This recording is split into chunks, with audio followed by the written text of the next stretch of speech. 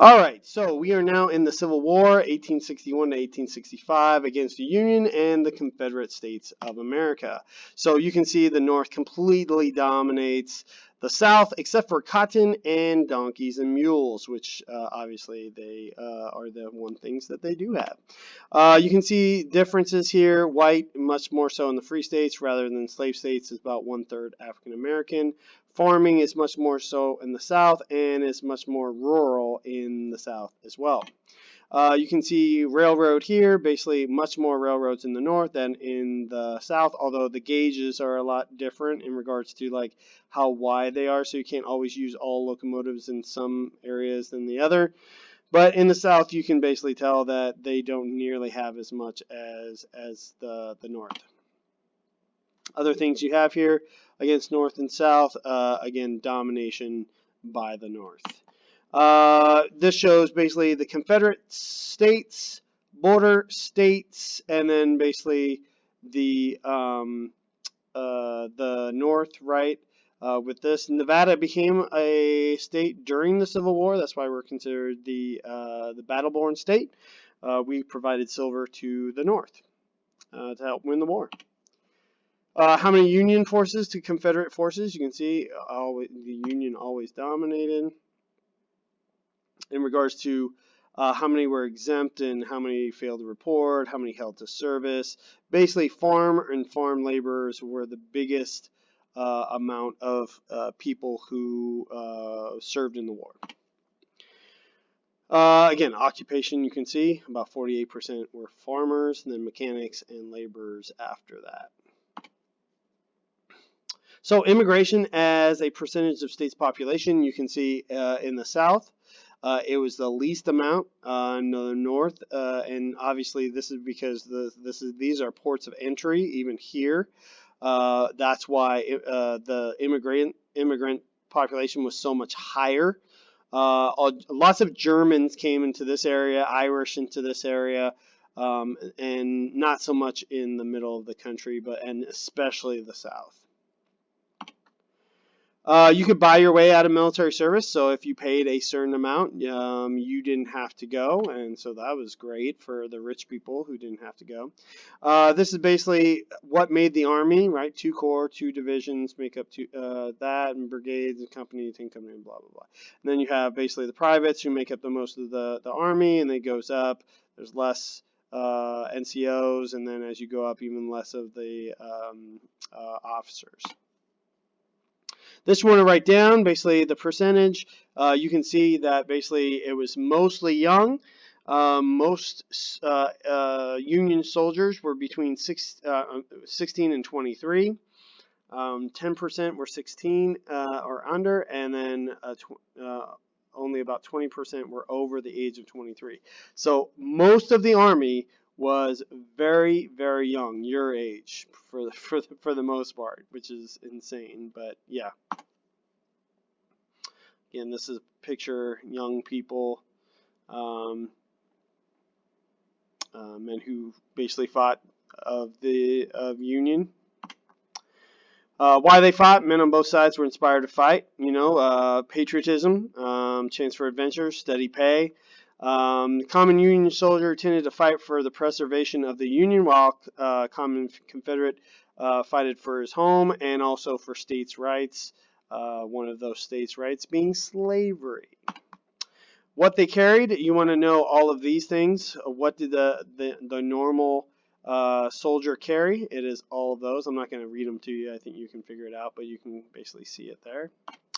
What they wore, this typical Confederate, typical Union soldier wore this, blue and brown or gray. What they ate, you want to do this, but for the most part, they ate salted bacon, beef, or pork, and then like biscuits and things like that, and all the rest. If you could get your hands on it, that's what they would eat. Where they slept, as you can see, mostly tents. Officers, if they could find an actual building, that's where they were at. How they communicated, almost all by letters. You would write letters to your family and home. When they weren't fighting, what did they do? Well, first thing in the morning is drill, then drill again, then drill, drill, a little more drill, then drill, and lastly drill. Between drills, we drill. So that's, I mean, honestly, if you weren't fighting, you were basically doing drill of some sort, practice, right? And so that there was a lot of that. Obviously, a lot of death. Most deaths in American history occurred during the Civil War.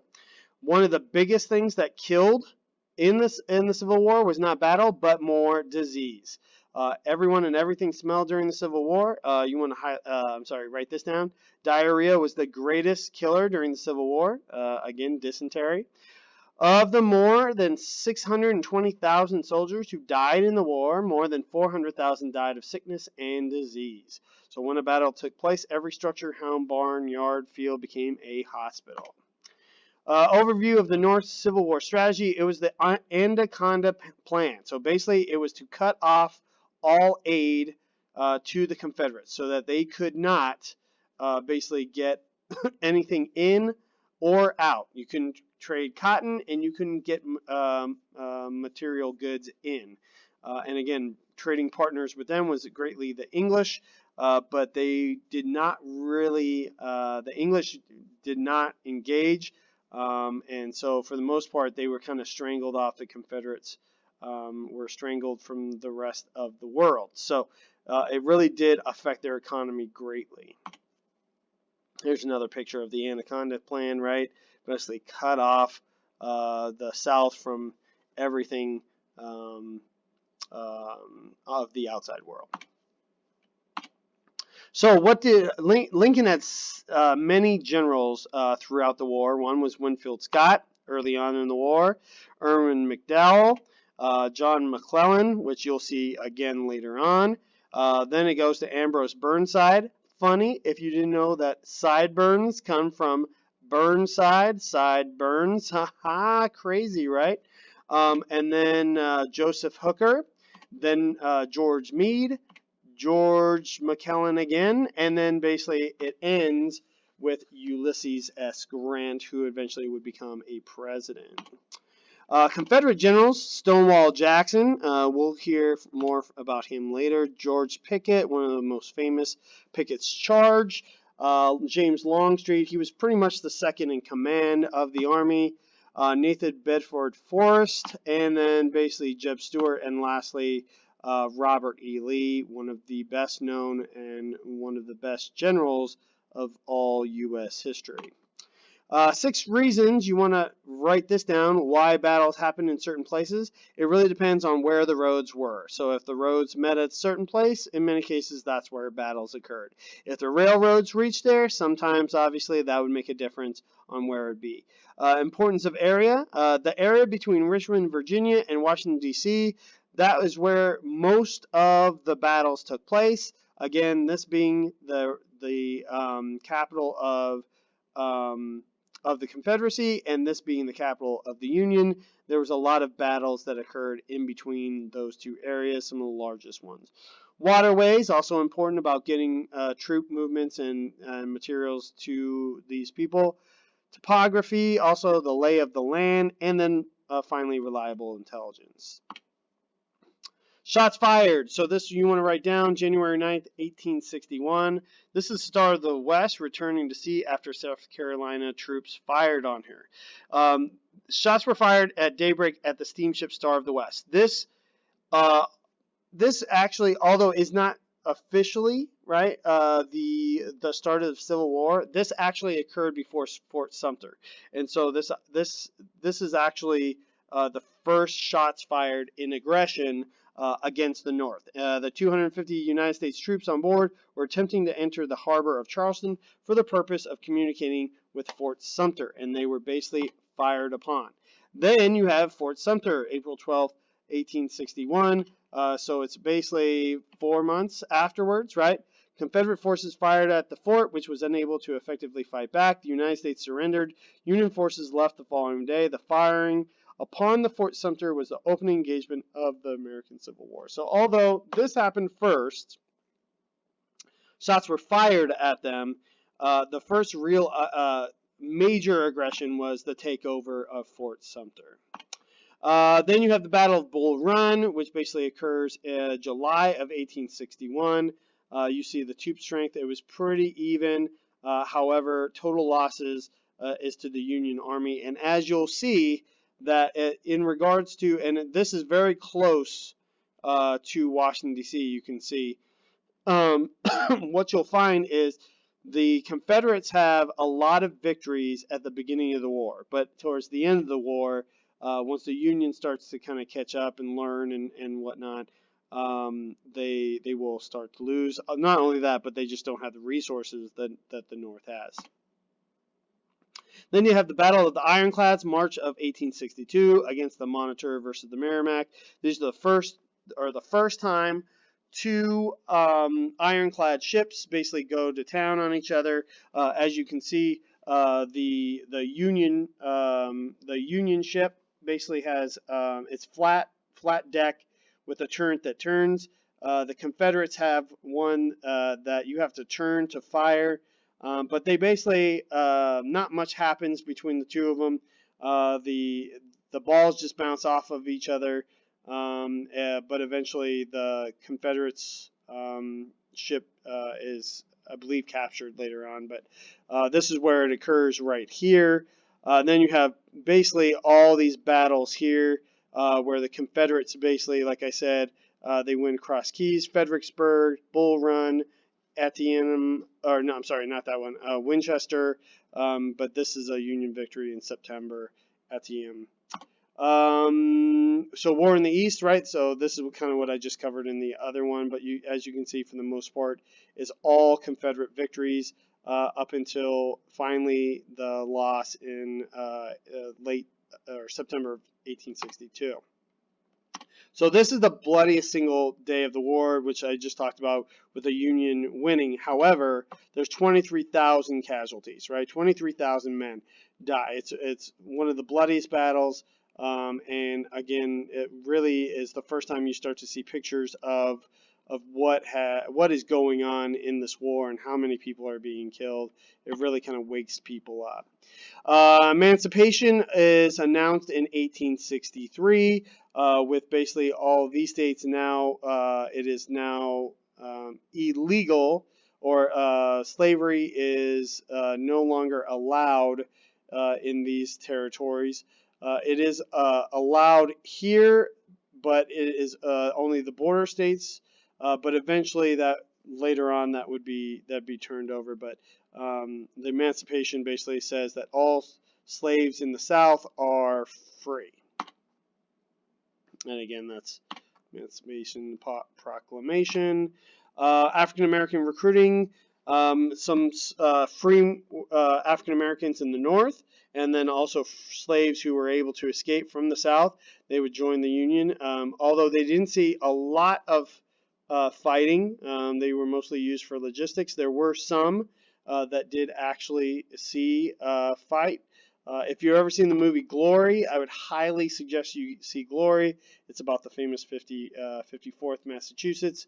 It is probably one of the best Civil War movies of all time. So go try and see Glory if you can. I would show it, but it's rated R, so there you go. So African Americans were obviously involved in several, not just several, many battles where black troops were used. So you can see, but not nearly as many as the white Union soldiers. Here's some black troops freeing slaves in the South. And so again, they are emancipated. Then you have the war in the West. This is towards near the Mississippi River at Vicksburg, probably one of the biggest Western battles of the Civil War. And you can see basically what occurs here. It is a complete Union victory. It really kind of allows the Unions to take complete stranglehold of the Mississippi River, and the Confederates are no longer able to ship goods in and out of the Mississippi, and it really does strangle the Confederates on the western part of the Confederate States of America. You then have Gettysburg, right? And so Gettysburg, we're going to watch the movie Gettysburg, so I'm not going to get too much into it, but you're going to basically see that the Union Army is on the run, and so the Confederates follow them to Gettysburg. The Union Army basically settles themselves in Gettysburg. The idea here is General Lee wants to strangle or basically end this war. He really believed that Gettysburg was the way of ending the war because the bulk of the Union Army was going to be here in Gettysburg. Unfortunately, had he done some things differently, and when we watch the movie, you'll see, they basically the Confederates fail. Mostly because they took some risks that he probably shouldn't have taken, but we'll get to that. Gettysburg casualties, you'll see that the Union Army has 75,000, Confederate only has 50. Lee really believed that he was going to be able to beat them, considering even though he was outnumbered. Unfortunately, it doesn't work that way, right? And he has basically more than half of his army is basically has casualties. North initiates a draft in 1863. It's basically the first time that we have conscription in U.S. history. That one you want to write down right there.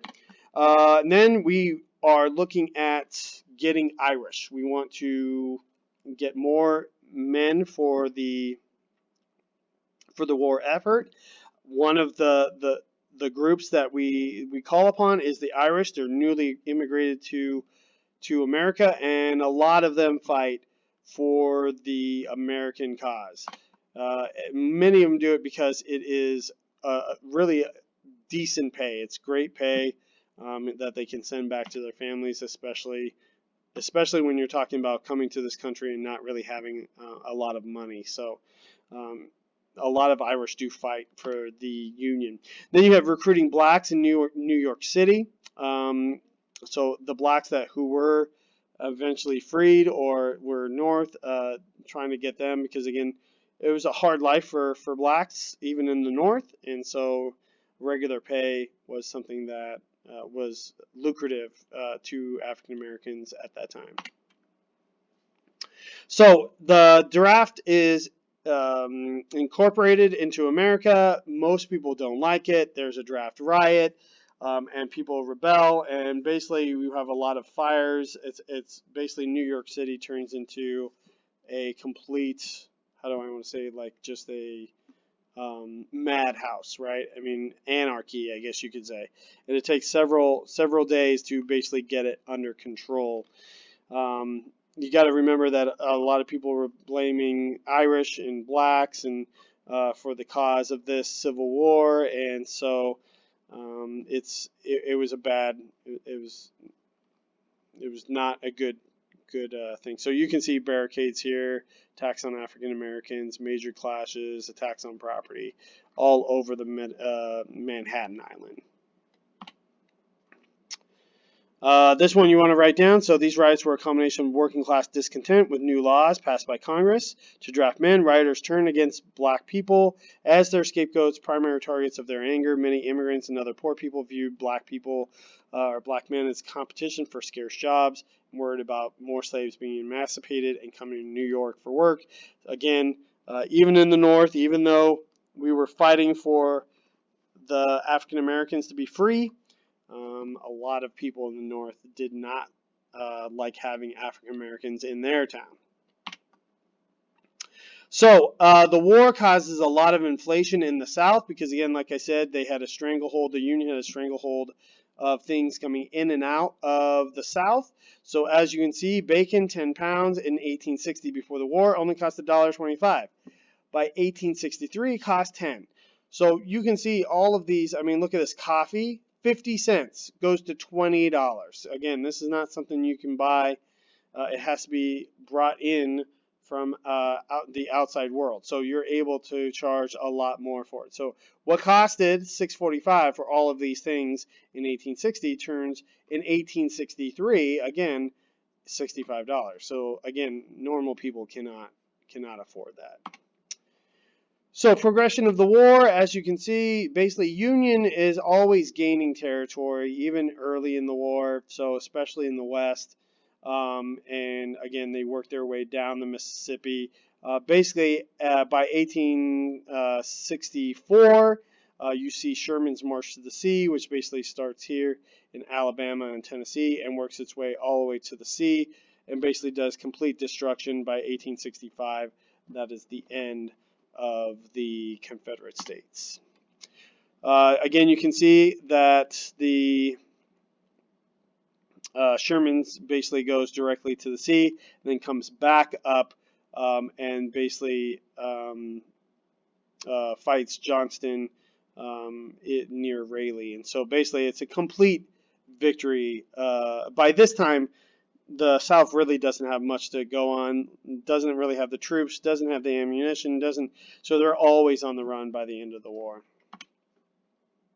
Final Virginia campaign, this is basically the end of General Lee. He basically loses in the wilderness, loses at the courthouse, continues to be chased past Richmond, and instead of Grant deciding to go for Richmond, the capital, he decided that it was more important to get Lee and to end the war. So what he could have done was he could have made a turn and gone for the capital, but that probably would have ended the war. They probably would have just moved the capital. And so what Grant decides to do is he's going to chase Lee instead, and eventually does, and Lee surrenders in April of 1865. That is the surrender there. You can see Appomattox. Casualties on both sides, obviously very high. Here this was total strength, and you can see total died from wounds, died from disease, and then death rate. You can see casualties in comparison to other war, right? I mean, if you look at it, 620 in the Civil War. World War II is the next closest, 318. After that, it really drops off. Outcome of Civil War, social outcomes. Federal government assumes supreme national authority. Federal troops remain in the South until 1877. Reconstruction occurs, and the South is slowly readmitted in the Union. Large loss of life, obviously, lots of property damage. Northern economy booms, and the South is completely devastated. It takes a long time, and they still hate us today. Obviously, calling us Yankees and whatnot. Slavery is abolished. Jim Crow laws, continuation of African American struggles. They never quite get. Until the 1960s, civil rights, and even then, was it really? Military outcomes, we have new weapons like the Gatling gun, which basically is like the earliest of machine guns. We have new military strategies, which is eventually used in other areas of the world, like in Europe soon after. And then focus on westward expansion and Indian wars. A lot of these men were looking to get out of where they were and what happened in the East. And so they turn to the West, and we have Indian wars, and we basically have this manifest destiny, right, where we basically take control from sea to shining sea, right? So that is the Civil War for the most part, and we will look into that a little bit more, especially Gettysburg, in a few days. Thanks.